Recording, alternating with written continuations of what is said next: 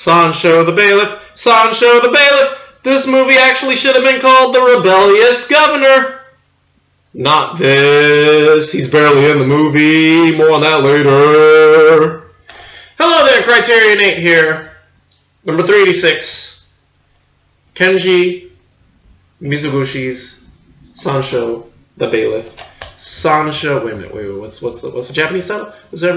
Sansho Dayu. Sansho Dayu. I think that's it. 1954, 124 minutes, black and white, Japanese. Yeah, I'm looking at my spreadsheet with all the facts on it because the case they gave me doesn't have the.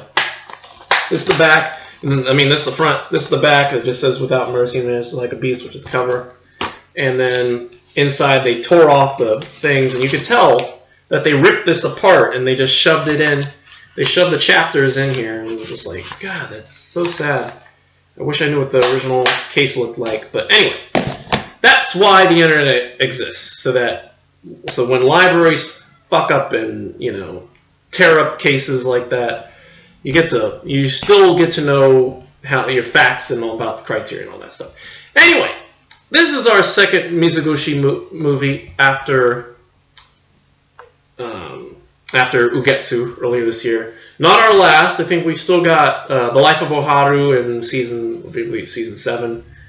And then The Story of the Last Chrysanthemum, which was released a couple months ago. And yeah, so we've still got some more. I'm starting to see a pattern, just a little bit between the two I saw. I think Mizoguchi has the style where, I'm just comparing it to Ugetsu. They're both really good movies where the story is well paced. Doesn't feel rushed. Doesn't feel rushed. Doesn't feel long. It feels like the movie plays out really well. It's a good length, just over 2 hours. It's a perfect length to tell a good story. And yeah, again, it was an enjoyable watch, I have to say. Compared, just like Ugetsu. Between the two, I think Ugetsu has a better story, but this is still, a much more straightforward story than Sansho the Bailiff. But either way. Anyway, so Sansho the Bailiff, story.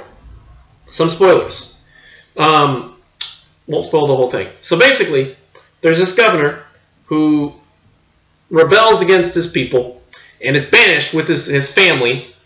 And his wife, Tamaki, and her young daughter, Anju, and son, whose name, I'm looking on Wikipedia right now because I don't have the character names and I need to remember them, is listed as Zushio. However, in the movie, I think he's referred to as Mutsi, M-U-T-S-I, Mutsi. And I was like wondering about that because I was looking at it and I was like, wait a minute, that wasn't his name, in the starting to start with an M or something.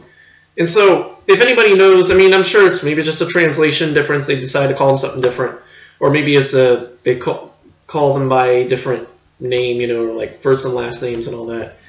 But if anybody knows why that is, you know what to do. Use your fingers. So anyway, they go out and they get captured by this. These evil guys, and they end up going to the Minister of the Right, I think the mother sold into prostitution, and the son and daughter are turned into slaves and ruled over by the bailiff Sansho. And it's like, okay, and I don't know, it's just one of those things where it's like, okay, you have this character. The movie's called Sansho the Bailiff. I figured it was about the bailiff's life. No, it's really more about the kids, more about Anju and Mushi. I don't even know what I'm going to call him. I'm actually going to call him Zushio because I honestly don't remember the name he's referred to in the movie. So Zushio. It's more about them than it is the bailiff, about Sansho himself. He is there. He's a very evil guy. He definitely does rule with an iron fist and his little club thing that he has. And even then, it's actually even more about his son. His son, what is his name? Taro, who also rules with him, but is a lot more humane, is a lot nicer to Anju and Zushio. And so, yeah, and even helps them out, And so, anyway, so we see them earlier in their life, and then we fast forward 10 years later, and they finally make an escape. And Anju is still very much wants to try to, help people and others. Zushio has become basically one of them. He is under the impression that to survive he has to be them. He has to whip and rule with an iron fist and all that.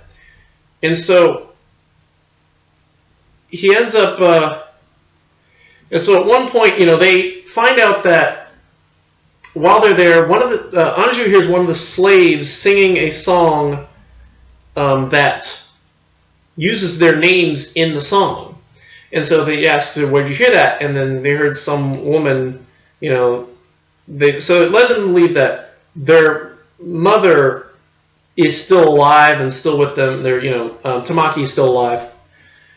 And so Anju really wants to get out now, but Zushio, doesn't want to.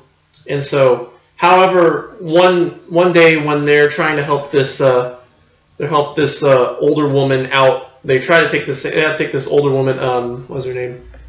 Namiji, out because I guess she's too old, and they leave her out in the forest to die. They end up having these flashbacking and reminiscing about when they were younger, and so Zushio changes his mind and wants to help, wants to try to find their mother. And so anyway, the rest of the movie basically kind of goes on like this. And so yeah, it's more about these kids. It's more about these kids trying to find their mother. It's not about Sansho. Sansho is there about maybe a quarter of the movie. Maybe a quarter of the movie actually features Sansho on camera. So I mean, as far as how I interpreted it, as far as I saw it, Sansho, because eventually Sansho gets his downfall. Downfall like almost like.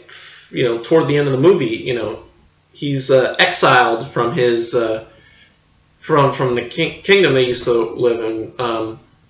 So yeah, I don't know. It's just one of those instances where the title just is a little misleading.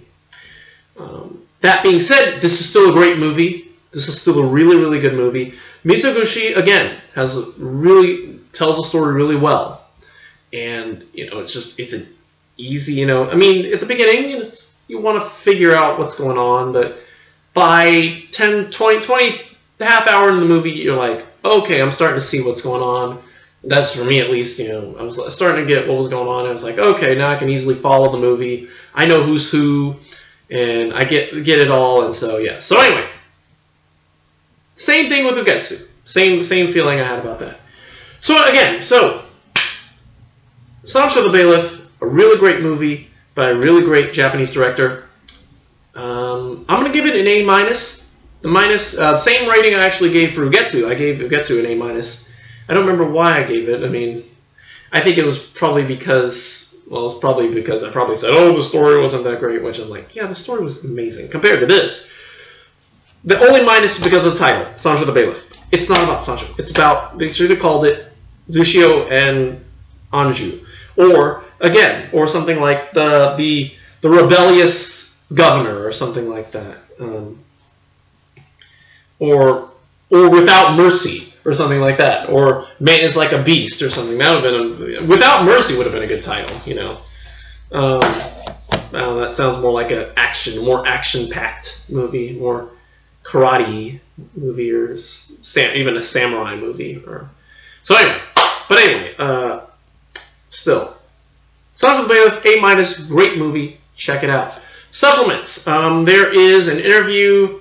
There's an interview with Kyoko Kagawa, who played Anju.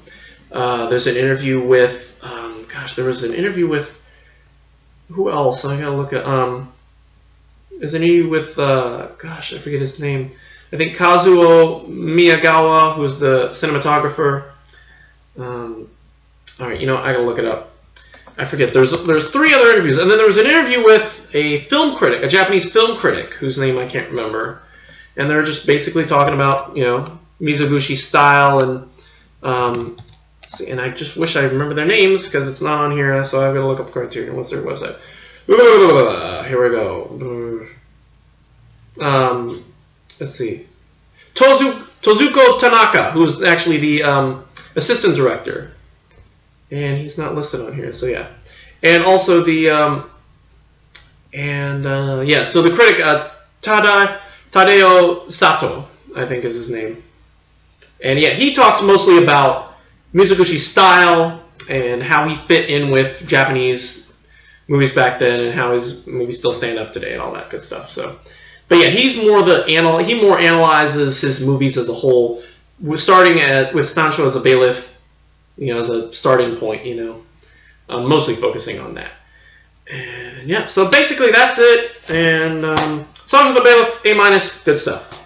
So that's it for this week. We are caught up, and that's it for me for 2 weeks actually. I'm going to be taking some time off and letting that my buddy pal, who looks a lot like me, the Eclipser, coming in next week. He's going to do the documentaries of Louis Malle set.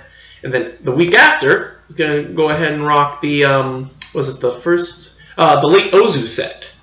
I'm going to go ahead and probably order that up for him. So I got to order that soon, actually. In fact, I'm going to order that now while we're talking. Well, not that we're going to talk long. And then, yeah, so next week, starting probably the 26th, 27th probably, we'll get started on the, he'll get started on the Louis Malle. Probably have to break it up. Between 27th, so he won't be able to do the consecutive. Although we'll see what happens. And then the week after that, yeah, the first full week of March, we'll do the late Ozu set, and then I'll be back on the 13th, for the 15th probably. Probably the 15th we'll do I guess, yeah, that actually makes sense. The 15th we'll do probably WR Mysteries of the Organism, and then a Sweet Movie and If that week. And then the week after that we'll do Pitfalls, The Woman in the Dunes, and The Face of Another. And the week after that we'll do actually probably after that we might have some more Eclipse, so we'll see. Stay tuned. Actually, let's go ahead and figure it out real quick. The Face of the... You know what? Don't worry about it. I'm not going to keep you guys any longer. You guys have much more important things to do than listen to me work out my schedule. Or do you? Anyway, that's it for me. Thank you for watching. Don't treat people like slaves. And don't leave old women out to die in the fields. And don't be a bailiff. And don't be a mean old bailiff, There you are. And if you're gonna name your movie after a character in your movie, you better make sure that they are more central to the plot. How about that? So anyway, that's it for me. Thank you for watching, and I will see you in 2 weeks, and the Eclipser will see you next week for the documentaries of Louis Malle. And until then, goodbye.